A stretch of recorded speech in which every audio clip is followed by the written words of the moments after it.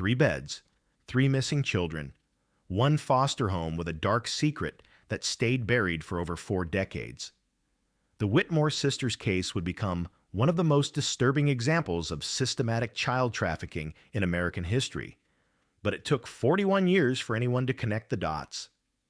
If you're fascinated by true crime stories that reveal the darkest corners of our society, make sure to subscribe. We dive deep into cold cases, missing persons investigations, and the shocking discoveries that change everything we thought we knew. Hit that notification bell, because some stories refuse to stay forgotten. The morning of March 16th, 1983, started like any other at Sunshine Foster Home in rural Pennsylvania. Margaret Henley, the foster mother, made her usual rounds to wake the children for breakfast. Room 1, Room 2, Room 3, everything normal. But when she opened the door to Room 7, her coffee mug slipped from her hands and shattered on the hardwood floor. 3 beds, perfectly made. 3 windows, all closed and locked from the inside. 3 dressers with clothes still neatly folded.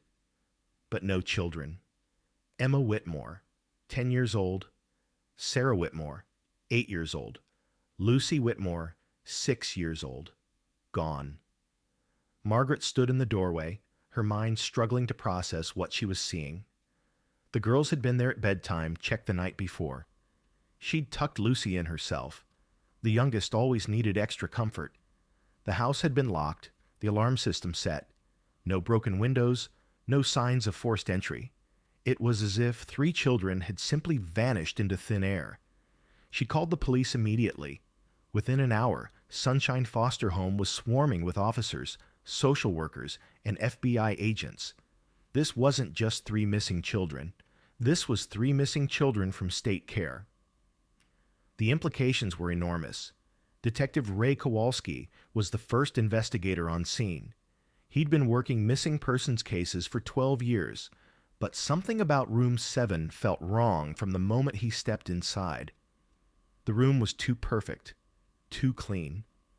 When children disappear suddenly, they leave traces, dropped toys, rumpled sheets, signs of struggle or haste.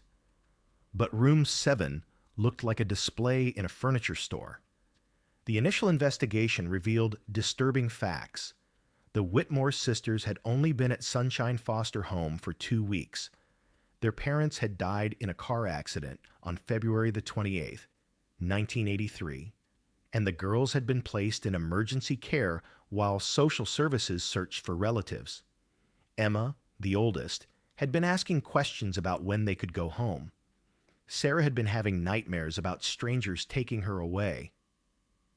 Little Lucy had stopped talking almost entirely since arriving at the foster home. Margaret Henley seemed genuinely distraught. She'd been running Sunshine Foster Home for 8 years, caring for dozens of children with spotless reviews from the state. She had no criminal record, no red flags in her background check. But Detective Kowalski noticed something odd about her story. She claimed to have checked on the girls at 11 p.m. the night before, but when he examined the room, there were no signs the beds had been slept in. The hospital corners were still crisp, the pillows perfectly fluffed. The FBI expanded the search immediately. They interviewed every staff member, every volunteer, every person who'd had contact with the foster home in the past month. They brought in search dogs, helicopter units, dive teams for the nearby creek. The local community rallied, organizing search parties that combed through miles of Pennsylvania countryside. Missing person flyers with the 3 girls' faces appeared on every telephone pole, store window, and car dashboard. But weeks passed with no leads. The case began to attract national media attention. The story of 3 orphan sisters vanishing from what should have been a safe haven captured the public's imagination and anger. How could 3 children disappear without a trace from a state-licensed facility? What kind of monsters would prey on children who'd already lost everything? As the investigation dragged on, darker details began to emerge. Former residents of Sunshine Foster Home started coming forward with disturbing stories. Children spoke of special visitors who would come at night, men who would take certain kids on trips that lasted for days.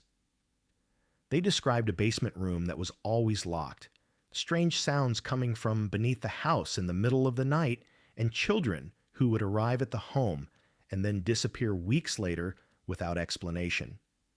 Detective Kowalski felt his blood run cold as he listened to these testimonies. This wasn't a random abduction. This was something much worse, something systematic. The FBI began investigating Margaret Henley's finances. What they found raised more questions than answers. Despite running a modest foster home, Henley had significant cash deposits in her bank account, irregular amounts that didn't match her state funding. She owned property in 3 different states, all purchased with cash. Her phone records showed frequent calls to numbers in Nevada, Arizona, and California, always late at night. But before investigators could dig deeper, Margaret Henley died in a single-car accident on a remote Pennsylvania highway.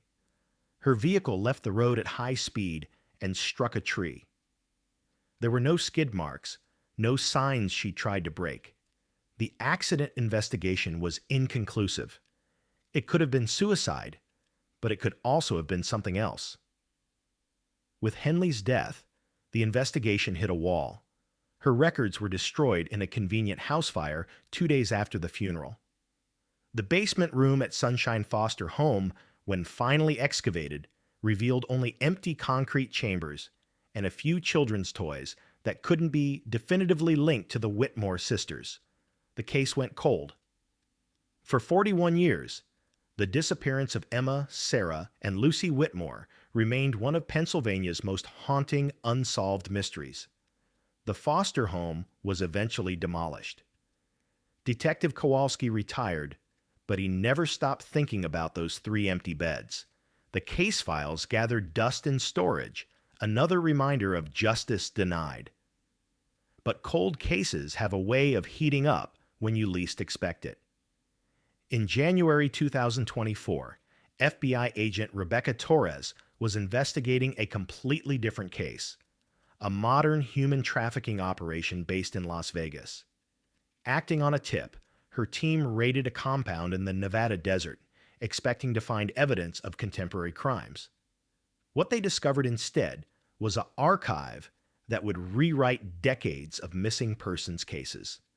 Hidden in a climate-controlled underground facility were thousands of files, photographs, and documents dating back to the 1960s. This wasn't just one trafficking operation. It was a network that had been operating for generations. And buried deep in those files was a folder labeled Sunshine Project, Pennsylvania, 1983. Agent Torres opened the folder with trembling hands. Inside were photographs of 3 little girls she recognized immediately from cold case bulletins: Emma, Sarah, and Lucy Whitmore. But the photos weren't from their missing persons reports. These were surveillance photos taken inside Sunshine Foster Home. Pictures of the girls sleeping, eating, playing, intimate documentation of their daily lives in the weeks before they disappeared. But the most chilling discovery was a handwritten ledger that read like a business inventory: names, ages, physical descriptions, and dollar amounts. The Whitmore sisters were listed as Package 47 with a notation: delivered March 16, 1883, destination Phoenix facility. Handler MH, status processed. Margaret Henley hadn't been a loving foster mother. She'd been a procurer. The Nevada compound revealed the scope of an operation that spanned decades and crossed state lines. The network had placed operatives in foster homes, children's shelters, and residential facilities across the country. Their method was devastatingly simple: target children with no family connections, no one to search for them, no one to ask questions when they disappeared. The Whitmore sisters had been perfect victims: orphaned, isolated, and placed in emergency care where bureaucratic confusion could mask their disappearance for days or weeks. The network had been watching them from the moment their parents died, waiting for the right opportunity to strike. Agent Torres's team found shipping manifests, travel itineraries, and coded communications that painted a horrifying picture. Children weren't just being trafficked, they were being transported across a sophisticated network of safe houses, processing centers, and final destinations. The operation had been running like a business, complete with quality control, customer preferences, and profit margins. The Phoenix facility, mentioned in the Whitmore sisters file, had been raided by local police in 1987 for suspected drug activity, but no children were found. The traffickers had advanced warning systems, ways to move their victims before law enforcement arrived. By the time authorities reached any location, the children were already gone, scattered to new facilities hundreds of miles away. As the FBI traced the network's connections, a disturbing pattern emerged. Sunshine Foster Home hadn't been an isolated case. The organization had infiltrated dozens of care facilities across the United States, creating a pipeline of vulnerable children who could disappear without raising suspicions. Social workers were bribed, officials were blackmailed, and the entire system designed to protect children had been corrupted from within. The investigation revealed at least 47 children who had vanished from network-connected facilities between 1975 and 1995. 47 young lives stolen, erased, forgotten. The Whitmore sisters were just 3 names on a list that stretched for pages. But the most heartbreaking discovery came when Agent Torres found medical records hidden in the compound's deepest vault. DNA samples, dental records, fingerprints, evidence that the network had been documenting their victims with scientific precision. And among those records were files for Emma, Sarah, and Lucy Whitmore, with dates extending far beyond 1983. The girls had survived the initial trafficking. The records showed medical checkups, psychological evaluations, and location transfers spanning several years. Emma's file ended in 1987. Sarah's in 1985. Lucy's trail disappeared in 1989, when she would have been 12 years old. The FBI launched the largest trafficking investigation in American history. They arrested 43 suspects across 12 states, uncovering a network that had operated for nearly 5 decades. Bank accounts containing millions of dollars were frozen. Properties in remote locations were searched, revealing hidden rooms, underground facilities, and evidence of crimes that stretched back generations. But for all the arrests and revelations, the most important questions remained unanswered. What had happened to the children? Where were their remains? Could any of them possibly still be alive? In March 2024, exactly 41 years after the Whitmore sisters disappeared, Agent Torres received a phone call that would change everything. A woman in Oregon had seen the news coverage of the trafficking network investigation.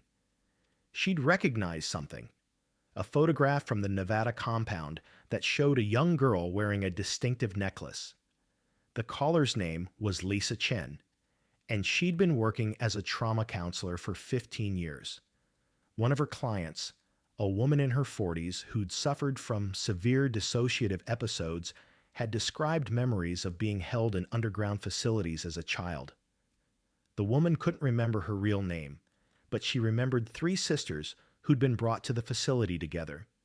She remembered an older girl who'd protected her younger siblings, a middle girl who'd cried for their parents, and a little girl who'd stopped speaking entirely. Agent Torres drove to Oregon immediately. The woman Lisa Chen described couldn't provide many details about her captivity. Trauma had fragmented her memories into scattered images and sensations. But when Torres showed her photographs from the compound, the woman's reaction was immediate and visceral. She pointed to a picture of the 3 Whitmore sisters and whispered, "They were my family. We took care of each other. DNA testing confirmed what Torres had hoped but barely dared to believe. The woman in Oregon was Lucy Whitmore, the youngest sister who'd vanished at age 6. She'd survived 41 years of captivity, trafficking, and abuse, emerging as an adult with no memory of her original identity, but with fragments of memories about her sisters. Lucy's survival opened new avenues of investigation. Through careful therapy and memory reconstruction, she was able to provide details about the network's operations that had never been documented. She described underground facilities in multiple states, a hierarchy of handlers and controllers, and a system designed to break children's spirits and erase their identities. Most importantly, she provided information that led to the discovery of 2 more facilities, one in Arizona and one in New Mexico, where investigators found evidence that Emma and Sarah Whitmore had been held into the late 1980s. DNA evidence confirmed their presence, but both girls' trails ended there. The Arizona facility had been abandoned since 1988, but crime scene analysis revealed signs of violence, blood evidence, disturbed earth, and burial sites that had been hastily concealed. The remains found there included bone fragments from 2 young females, aged approximately 12 and 14 at time of death. Dental records confirmed what everyone feared, but no one wanted to believe. Emma and Sarah Whitmore had been murdered when they'd grown too old to be useful to their captors. The discovery of her sister's fate devastated Lucy, but it also provided closure that families of trafficking victims rarely receive. After 41 years of uncertainty, the Whitmore family finally had answers. Emma and Sarah were given proper burials in the cemetery where their parents rested. Lucy, now going by the name she'd chosen for herself, Amanda, stood at their graveside and said goodbye to the sisters who'd protected her in the darkest moments of childhood. The trafficking network investigation continued throughout 2024, revealing connections to missing children cases across 3 decades. The organization had been remarkably sophisticated, using legitimate businesses as fronts, corrupting officials at every level of government, and maintaining detailed records that helped them avoid detection for generations. But the network's downfall came from their own obsession with documentation. Every child processed, every transaction completed, every facility operated, all of it meticulously recorded and stored. The same attention to detail that had allowed them to operate for decades ultimately provided law enforcement with an unprecedented map of their crimes.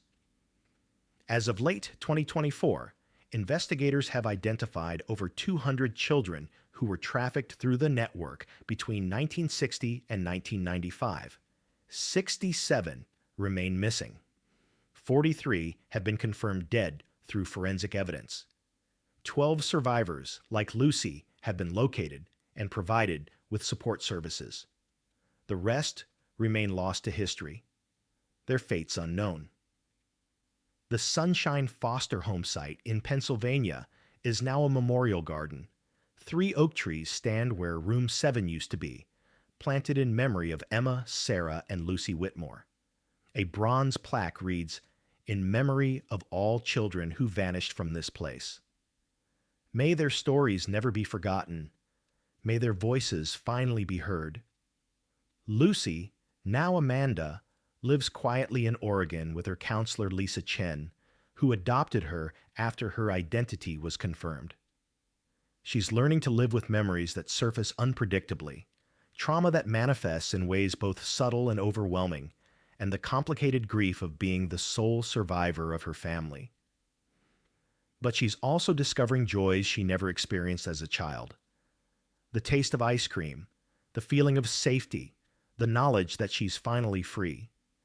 The investigation into the trafficking network remains active. Every few months, new evidence surfaces, new connections are made, new cold cases are reopened. The FBI has established a dedicated task force that continues to follow leads across the country, searching for more survivors, more answers, more justice for the children who vanished into a system designed to erase them. Detective Ray Kowalski, now 73 and long retired, traveled to Oregon to meet Lucy in the summer of 2024. He'd carried the weight of her case for 4 decades, never knowing if the little girl who'd stopped speaking had survived her ordeal.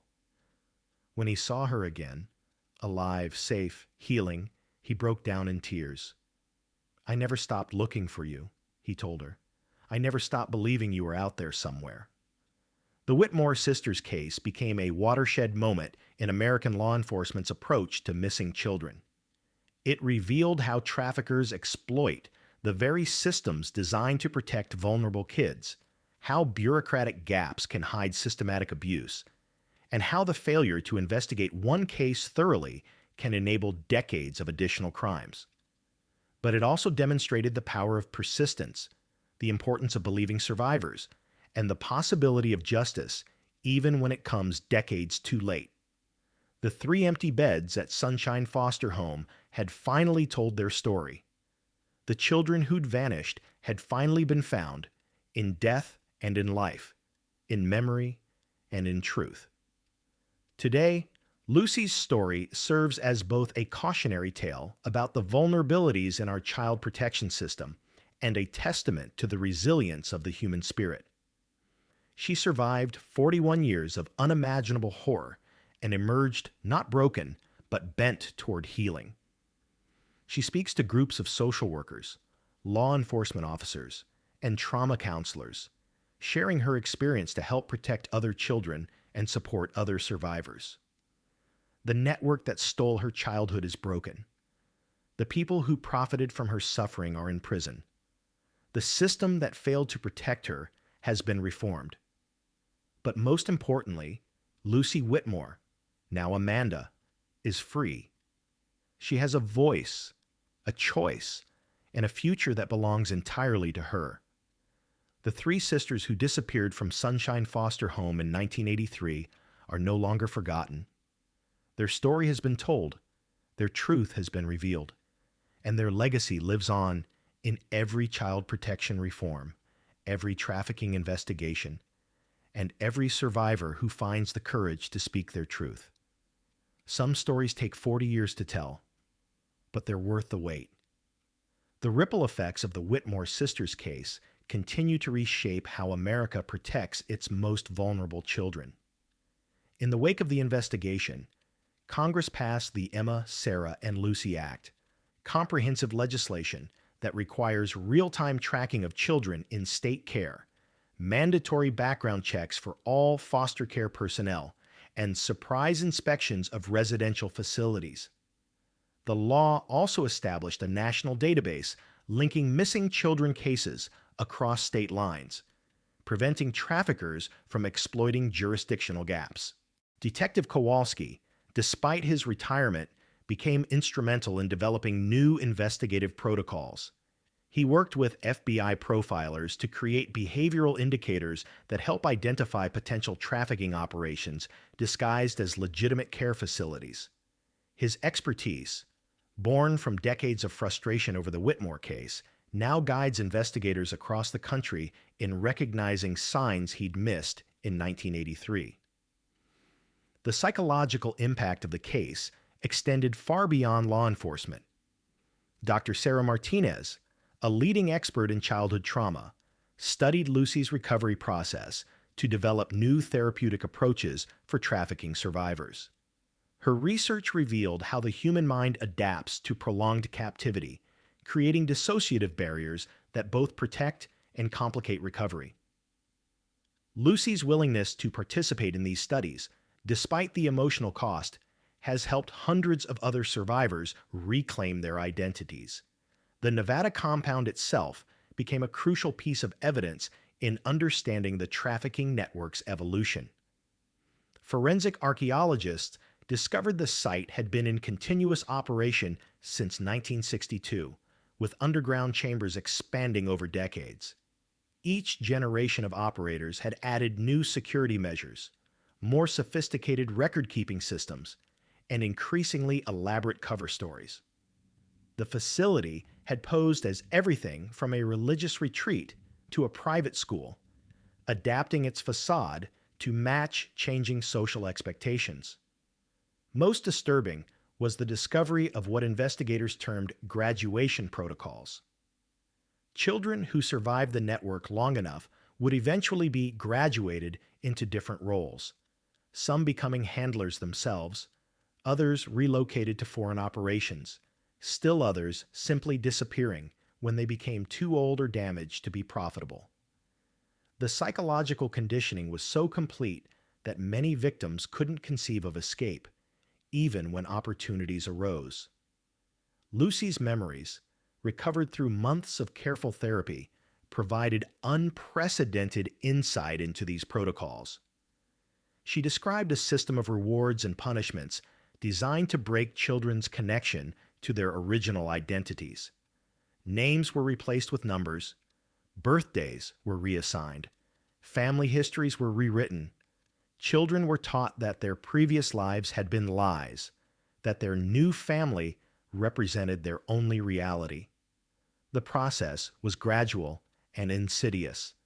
New arrivals would be isolated for weeks, deprived of sleep and adequate nutrition until their resistance crumbled. Then came the reconstruction phase, new identities built from fragments of truth and carefully constructed fiction.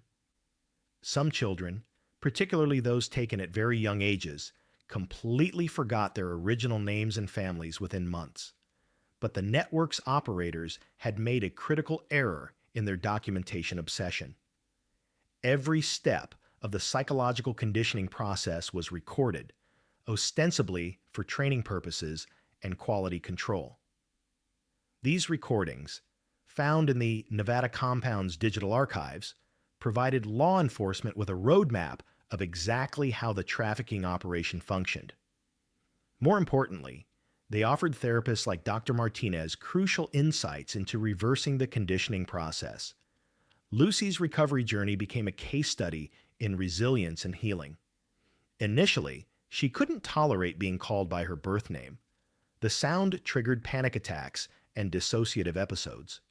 She had no emotional connection to photographs of her parents or sisters, viewing them as strangers from someone else's life. Her body carried physical scars from decades of abuse, but the psychological wounds ran deeper. Dr. Martinez worked with Lucy to develop what became known as identity reconstruction therapy. Instead of forcing traumatic memories to surface, the process involved building new, healthy associations while gradually reconnecting with authentic aspects of her past. Lucy learned to see her survival not as failure to escape, but as extraordinary courage in impossible circumstances. The breakthrough came when Lucy was shown a video from the compound archives, footage of herself at age 8, still fighting back against her captors despite months of conditioning. Seeing her younger self's defiance sparked something that decades of therapy hadn't touched. "That little girl never gave up," she told Dr. Martinez. "She was stronger than they ever knew." This realization transformed Lucy's entire recovery process. She began to see her survival as active resistance rather than passive victimization. Every day she'd endured, every small act of kindness she'd shown to other victims, every moment she'd protected her sense of self, all of it represented victory over a system designed to erase her humanity. The legal proceedings that followed the network's exposure revealed corruption that reached disturbing levels of government and social services. 3 federal judges were indicted for taking bribes to expedite adoptions that were actually trafficking transactions. Dozens of social workers across multiple states were arrested for falsifying records and facilitating child transfers. The conspiracy included police officers, attorneys, and even clergy members who'd used their positions of trust to identify vulnerable children. Margaret Henley's death, initially ruled accidental, was reclassified as homicide after evidence from the Nevada compound revealed she'd been planning to expose the network's operations. Her phone records showed increasingly frantic calls to FBI hotlines in the days before her death. She'd apparently grown concerned about the Whitmore sisters' case, attracting too much attention, and had decided to cooperate with authorities in exchange for protection. The network's leaders had eliminated her before she could talk, then destroyed her records to prevent further investigation. Her death wasn't suicide or accident.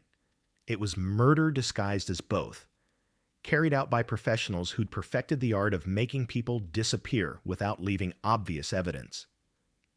This revelation prompted investigators to re-examine dozens of other accidental deaths connected to missing children cases.